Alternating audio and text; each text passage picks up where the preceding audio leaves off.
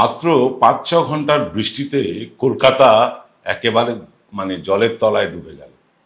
আপনারা যখন এই অনুষ্ঠানটা দেখছেন, অর্থাৎ আজ সকালে যখন অনুষ্ঠানটা দেখছেন আপনারা, আমি তখন স্টুডিওতে নেই। আমি কিন্তু এই অনুষ্ঠানটা গতকাল রাতেই রেকর্ড করে রেখেছি। রাত ঠিক ৮টা ৪০ এই অনুষ্ঠানটা রেকর্ড করা শুরু করেছি, কারণ আপনারা যখন এই অনুষ্ঠানটা দেখছেন তখন আমি হসপিটালে কেন, আমাদেরই এক প্রতিনিধি সুমন রায় গতকাল ওই কলকাতার ছবি তুলতে গিয়ে, জলমগ্ন কলকাতার ছবি তুলতে গিয়ে বিদ্যুৎস্পৃষ্ট হন। তিনি একটি ওই রাস্তার ধারে রাখা সাইকেল ভ্যানে উপরে দাঁড়িয়ে ছবি তোলার চেষ্টা করছিলেন, এবং সেই ভ্যানটি একটি লাইট পোস্টের সাথে লাগানো ছিল, একদম সাটিয়ে লাগানো ছিল। তিনি সেই সাইকেল ভ্যানটির ওপরে, মালবাহী যে সাইকেল ভ্যান হয় সেটির ওপর দাঁড়াতে গিয়েই তার পা কিন্তু ঝলসে যায়। তার বাঁ পাটা খুব বিশ্রীভাবে ঝলসে গিয়েছে, তাকে হসপিটালাইজ করা হয়েছে। আমি এই মুহূর্তে যখন আপনারা অনুষ্ঠানটা দেখছেন, আমি হয়তো তার সামনেই দাঁড়িয়ে আছি। যাকে গতকাল কলকাতায় যে বৃষ্টিটা হয়েছে, সেই বৃষ্টিটা অভাবনীয় বৃষ্টি। এত বৃষ্টি কলকাতার মানুষ দীর্ঘ ২০-২২ বছর দেখেনি। বলা হচ্ছে ৫ জায়গায় নাকি মেঘ ভাঙা বৃষ্টি হয়েছে। আলিপুর আবহাওয়া দপ্তর অবশ্য সেটা বলছে না, কিন্তু অনেক নিউজ চ্যানেলে দেখলাম তারা বলছেন মেঘ ভাঙা বৃষ্টি হয়েছে।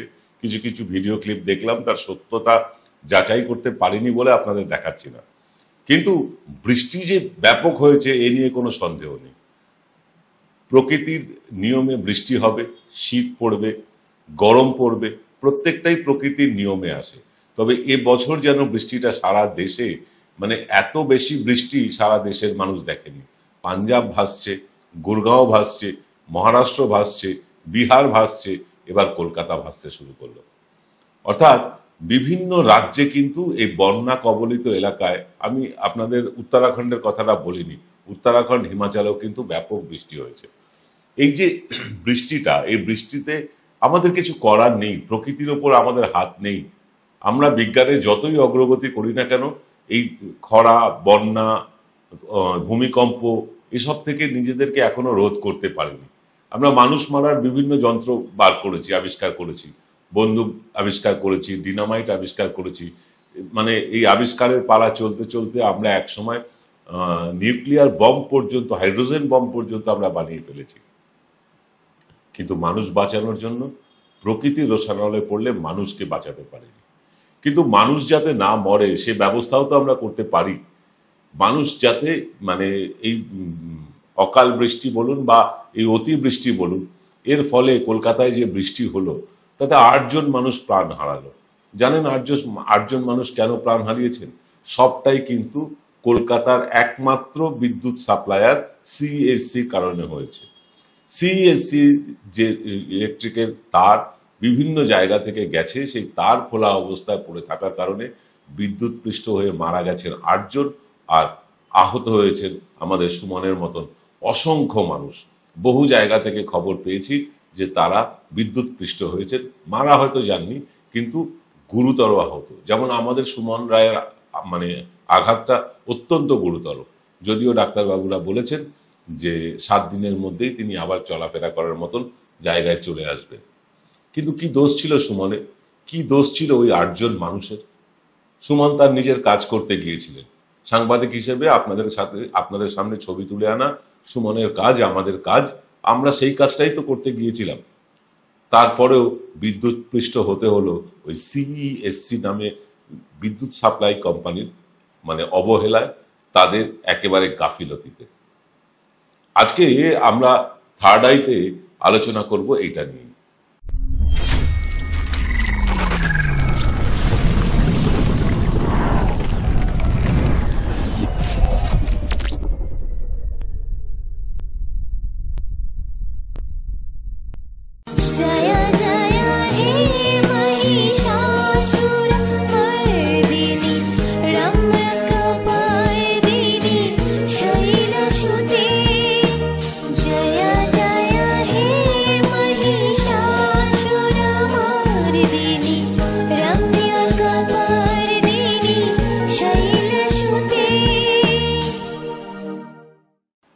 নমস্কার, সুপ্রভাত। আমি আপনাদের প্রবীর বিশ্বাস, দেখছেন এনকে ডিজিটালের প্রভাতী সম্প্রচার থার্ড আই।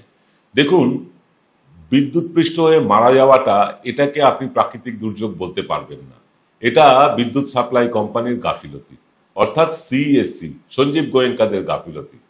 কেন গাফিলতি? তাদেরকে ধরবার কেউ নেই, তাদেরকে বলবার কেউ নেই। তারা মোটা মোটা টাকা রাজনৈতিক দলগুলোকে ডোনেশন দেন, কেউ প্রতিবাদ করে না। যখন এরকম একটা ঘটনা ঘটে যায় তখন সবাই হই হই রই রই করে নেমে পড়ে। যদিও মুখ্যমন্ত্রী বলেছেন এর দায় সিইএসসি কেই নিতে হবে, এবং যদি সিইএসসি এই মৃত মানুষদের পরিবারের একজন পিছু চাকরি না দেয় তাহলে রাজ্য সরকার দেবে। কেন রাজ্য সরকার দেবে? আর কেনই বা সিইএসসি তার ক্ষতিপূরণ, মানে এতটাই ক্ষতিপূরণ তাদেরকে দেবে যে তাদের প্রাণ ফিরে আসবে? ক্ষতিপূরণ দিয়ে কখনো প্রাণ ফিরে এসেছে? আমরা কেন সিএসসি কে আগে থেকে সাবধান করিনি? আমরা কেন সিএসসি কে বাধ্য করিনি সুরক্ষিতভাবে তার নিয়ে যেতে? বিভিন্ন ল্যাম্পপোস্ট গুলোর পাশে দেখবেন তার কোথাও ঢাকনা খোলা, কোথাও তার বেরিয়ে আছে। এইসব কারণেই তো বিদ্যুৎ পৃষ্ঠ হওয়ার মানুষ। কলকাতায় বৃষ্টিটাও হয়েছে অভাবনীয়, মানে এরকম বৃষ্টি এর আগে মানে কলকাতার মানুষ 20-25 বছরে দেখেনি।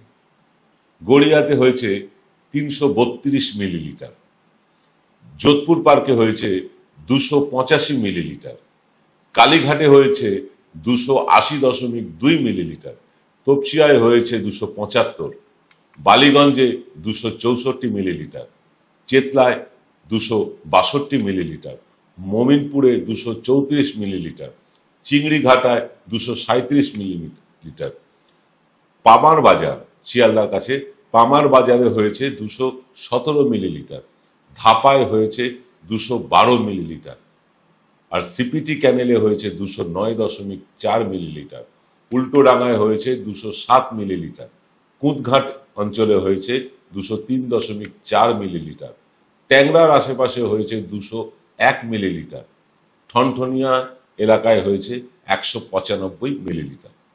আমরা তো 15টা জায়গার কথা বললাম, কিন্তু এই 15টা জায়গার হিসেব আপনাদেরকে দিলাম। তার মানে কি বাকি কলকাতা সুরক্ষিত ছিল? না, তা ছিল না। এই যে 8 জন মানুষ মারা গেলেন, দেখুন বৃষ্টি তো হবেই, বৃষ্টিকে আমরা আটকাতে পারবো না, কিন্তু বিদ্যুৎ পৃষ্ঠ হয়ে মারা যাওয়া বা তড়িতাহত হয়ে মারা যাওয়ার মানে এই প্রবণতাটা এর আগেও ঘটেছে, এটা নতুন কিছু না। সিএসসির ইলেকট্রিকে বিদ্যুৎ পৃষ্ঠ হয়ে তড়িতাহত হয়ে মানে মানুষ মারা এর আগেও গেছে, তাদেরকে সাবধানও করা হয়েছিল সরকারের পক্ষ থেকে, বাম আমলেও হয়েছে, বামেরাও সাবধান করেছিল, কিন্তু এরা কোনো কথা কানে শোনে না। কারণ এরা প্রত্যেকটা রাজনৈতিক দলকে মোটা মোটা টাকা ডোনেশন দেয় এবং টাকা দিয়ে তাদের মুখ বন্ধ করতে চায়, এবং এই মুখ বন্ধ করার ফলে আমার আপনার মতন সাধারণ মানুষ রাস্তায় বেরিয়ে তড়িতাহত হয়ে আমরা মারা যাই। সরকারের আর কি? সরকার নিন্দা করবে, সরকার কড়া ব্যবস্থা নেওয়ার কথা বলবে, সরকার একজনের চাকরি দেওয়ার কথা বলবে, কিন্তু যার পরিবারের মানুষটি চলে গেলেন তার কি হবে? তার পরিবারের কি হবে? ওই কিছু টাকা দিয়ে বা একটা চাকরি দিয়ে তার পরিবারকে, সেই মানুষটাকে কি ফিরিয়ে আনা যাবে? যায় না, যায়নি। কিন্তু সিএসসি বিরুদ্ধে দৃষ্টান্তমূলক শাস্তি মানে পশ্চিমবঙ্গ সরকার কেন নেবে না? কেন একমাত্র সিএসসি ব্যবসা করবে কলকাতায়, আর কেউ ব্যবসা করতে পারবে না? মানে এটা বাম জমানা থেকে দেখে আসছি যে কলকাতায় একমাত্র electrical service provider CSC. Paschimbanga বিদ্যুৎ পর্ষদ সেখানে ব্যবসা করতে পারে না, করে না। কেন করে না এটা কেউ জানে না। মানে এমন ব্যবস্থা করে রেখেছে এই গোয়েঙ্কারা যে এখানে আর কেউ ব্যবসাই করতে পারবে না, একচেটিয়া তারা ব্যবসা করে যাচ্ছে। এবং একচেটিয়া ব্যবসা শুধু করছে না, তাদের মানে ইলেকট্রিক বিলের বহর দেখলে চোখ কপালে উঠবে আপনার। কেউ প্রতিবাদ করার নেই, কেউ প্রতিবাদ করার নেই। শাসক দল প্রতিবাদ করবে না, কারণ তারা শাসন ক্ষমতায় আছে। বিরোধী দল ঘরে ঢুকে গিয়েছে, তাদের প্রতিবাদ করবার মুরতটুকু নেই। কে করবে প্রতিবাদ? আমাদের মতন ইউটিউব চ্যানেলগুলো আমরা হয়তো প্রতিবাদ করব, তাতে আমরা কি করতে পারি? আমরা তো আর রাস্তায় নেমে আন্দোলন করতে যাব না। আমরা সাংবাদিকতা করি, সংবাদটা তুলে আনবো, তার বিশ্লেষণ করব, এটা আমাদের কাজ, সেটুকুই করতে পারি। এই কাজটুকু পর্যন্ত করছে না টেলিভিশন চ্যানেলগুলো। তারা মানে গলা খুলে বলতে পারছে না যে সঞ্জীব গোয়েঙ্কা বা তার যে দপ্তর সিএসসি, তার মানে বিকল্প একটা ব্যবস্থা পশ্চিমবঙ্গ সরকারকে কলকাতায় করতে হবে, যাতে একচেটিয়া ব্যবসা করতে না পারে, আর এইভাবে যাতে মানুষ না মরে। এটা কেউ বলছে না। খুব আশ্চর্য হয়ে দেখছিলাম গতকাল, মানে যে বৃষ্টিটা হয়েছে, মানে ইনফ্যাক্ট বৃষ্টি তো হয়েছে গত পরশু রাতে, গতকাল সারাদিন ধরে যা দেখলাম তাতে কোনো চ্যানেলে, কোনো জায়গায়, কোনো পোর্টালে দেখলাম না যে এই যে গোয়েঙ্কাদের চরম শাস্তি চাই এই কথাটা আছে। কোনো সংগঠনকে দেখলাম না কথা বলতে। এই যে এ পক্ষ ও পক্ষ সে পক্ষ বাঙালিদের নিয়ে অনেক বেশি গলাবাজি করে না, তারাও কিন্তু গোয়েঙ্কাদের ব্যাপারে চুপ। গোয়েঙ্কারা আমাদের শহরে আছেন, দীর্ঘদিন ধরে আছেন এবং তারা বড় ব্যবসা করছেন, খুব ভালো কথা, আমাদের আপত্তি নেই। কিন্তু মানুষের প্রাণের বিনিময়ে তারা ব্যবসা করবেন, এটা কতদিন চলতে দেওয়া সম্ভব, চলতে দেওয়া উচিত বলে আপনারা মনে করেন? এইভাবে যদি মানে মানুষের জীবন নিয়ে ছিনিমিনি খেলা হয়, যে ব্যবসায়ীরা খেলে তাদের কলকাতা শহরে স্থান থাকবে কেন? তাদের কড়া ব্যবস্থা নেওয়া হবে না কেন? এমন ব্যবস্থা নিতে হবে যাতে পরবর্তীকালে এই ধরনের গাফিলতির জন্য তারা 10 বার শিউরে ওঠে। পুরো কলকাতাটা গতকাল সকাল মানে 12টা পর্যন্ত প্রায় অবরুদ্ধ ছিল জলের জন্য।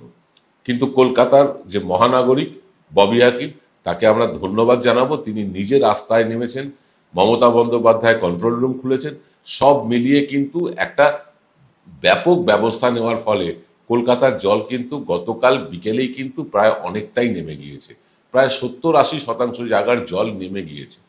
এখনো 20% জায়গা, মানে গতকাল রাত্রে যখন অনুষ্ঠানটা করেছি আপনাদের জন্য রাত 8:40 পর্যন্ত 20% জায়গায় জল এখনো স্ট্যাগনেন্ট হয়ে আছে। বাকি সব জায়গায় মোটামুটি জল নেমে গিয়েছে, শহরটা মোটামুটি স্বাভাবিক ছন্দে ফিরেছে। এই বাহবাটা মমতা বন্দ্যোপাধ্যায় এবং কলকাতার মহানাগরিক ববি হাকিমকে দিতেই হবে। তারা তৎপর না হলে কলকাতায় এত তাড়াতাড়ি জল নামতো না। জানি না গতকাল রাত 8:40 যখন রেকর্ড করছি অনুষ্ঠান, তারপরে আবার বর্ষা হবে কিনা।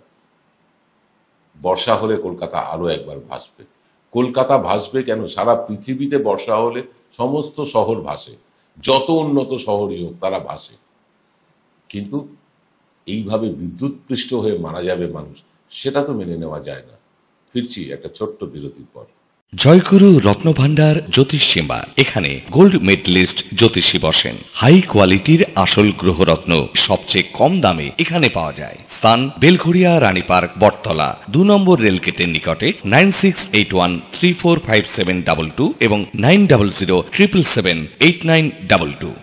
Welcome to the world of civil business. A Bengali business personality and the most successful business group, Roy Construction Group of companies, now coming Sarib, West Bengal. Mr. Anup Roy, the managing director of the Roy Construction Group company, ready to serve his native land, the Mother Bengal.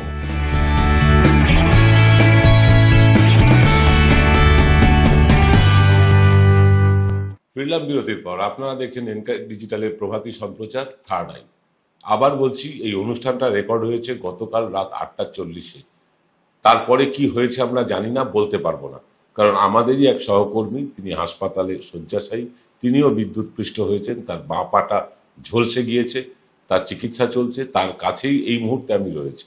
অনুষ্ঠানটা আগেই record করা। আমি জানি না অনুষ্ঠানটা record করার পরে কলকাতায় আর বৃষ্টি হবে কিনা।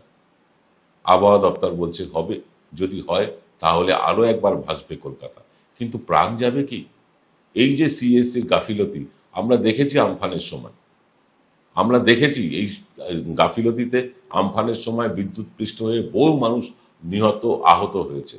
তারপরেও এদের কানে জল ঢোকেনি, তারপরেও এরা শিক্ষা নেয়নি, তারপরেও এদের বিরুদ্ধে কড়া ব্যবস্থা নেওয়া হয়নি। শুধু ওই লোক দেখানো কথা বললাম যে ওদের চাকরি দিতে হবে, নয় আমরাই সরকারি চাকরি দিয়ে দেব। চাকরিটা কেউ চায়নি আপনাদের কাছে। আমরা জীবনের নিরাপত্তা চেয়েছিলাম, শহর কলকাতায় আমরা নিরাপদে চলবো এটাই চেয়েছিলাম। কিন্তু শহর কলকাতাকে নিরাপদ রাখার ক্ষেত্রে মূল অন্তরায় হয়ে দাঁড়িয়েছে এখন সিএসসি। যত্র তত্র ইলেকট্রিকের লাইন বাইরে বেরিয়ে আছে। মানুষের যে কোনো সময়, বৃষ্টি না হলেও যে কোনো সময় মানুষ কিন্তু বিদ্যুৎপৃষ্ট হতে পারে, যে কোনো সময়। কারণ ল্যাম্পপোস্টের নিচের দিকে যেখানে সুইচ রাখার কথা, সেইখানে যে ঢাকনাগুলো সেগুলো বেশিরভাগ সময় খোলা থাকে, এবং এই খোলা থাকার ফলে সেইখানে তার কোনো রকমের জোড়াতালি দিয়ে আপনার ওই ব্ল্যাক টেপ দিয়ে লাগানো থাকে।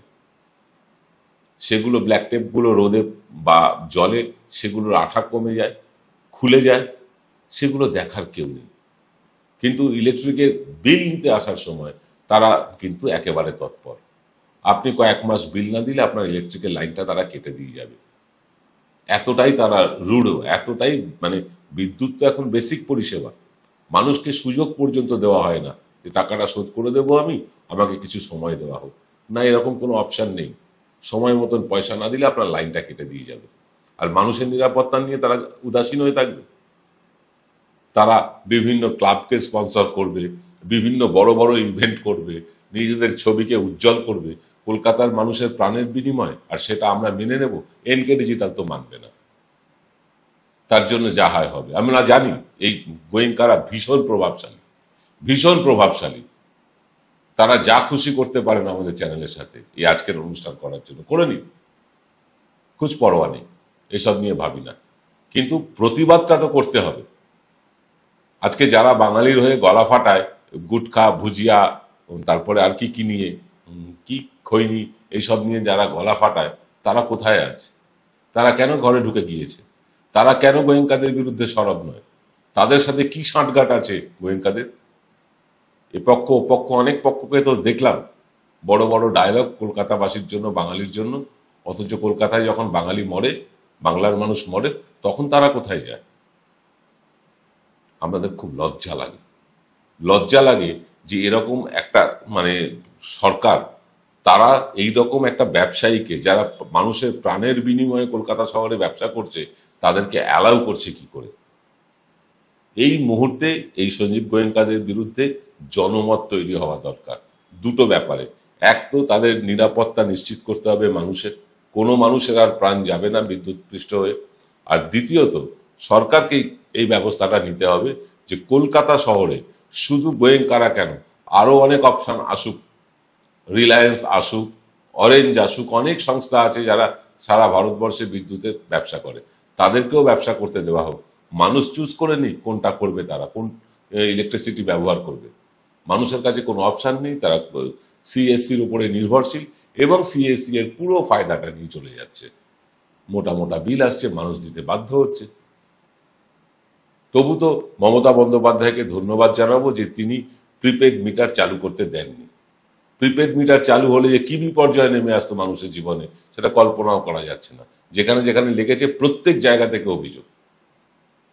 মমতা বন্দ্যোপাধ্যায়কে ধন্যবাদ, তিনি পশ্চিমবাংলায় প্রিপেড মিটার চালু করতে দিচ্ছেন না, দেননি, এর জন্য ধন্যবাদ।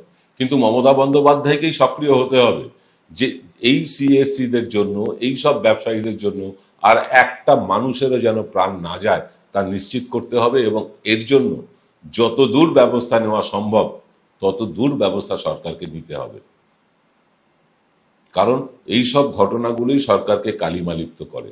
এই সব ব্যবসায়ীদের কাজের জন্যই সরকার কালিমালিপ্ত হয়। সরকারে অনেক উন্নয়নমূলক কাজ আছে, অনেক উন্নয়নমূলক কাজ আছে, সেই কাজগুলো টেলিভিশন চ্যানেল, ইউটিউব চ্যানেল তো বলেই না, ছেড়ে দিন, না বলুক, কিন্তু এই খবরগুলো তো তারা খুব বড় বড় করে দেখায়।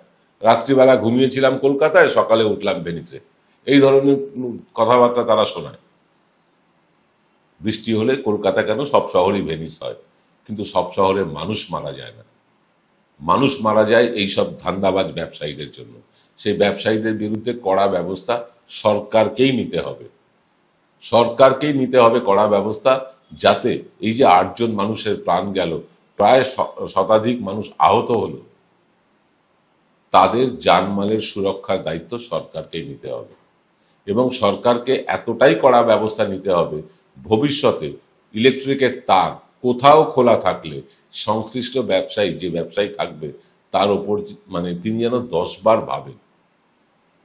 মানুষের প্রাণের বিনিময়ে আমরা এই কলকাতার উন্নয়ন দেখতে চাইনি। জল নেমে গিয়েছিল রাত 8:40 পর্যন্ত গতকাল। আমরা খুশি, আমরা অত্যন্ত খুশি যে কলকাতার মহানাগরিক এবং মমতা বন্দ্যোপাধ্যায়ের তৎপরতায় কলকাতার জল অনেকটাই, প্রায় 80% জল নেমে গিয়েছে, স্বাভাবিক ছন্দে ফিরেছে কলকাতা। কিন্তু চলে গেল 8খানা প্রাণ। এই 8খানা প্রাণের বিনিময়ে দিয়ে আমরা এইরকম কলকাতা ঝকঝকে চকচকে চাইনি। একজন মানুষ হলো যাতে আর প্রাণ না যায়, সেটা সুনিশ্চিত করার দাবি জানিয়ে শেষ করছি আজকের অনুষ্ঠান।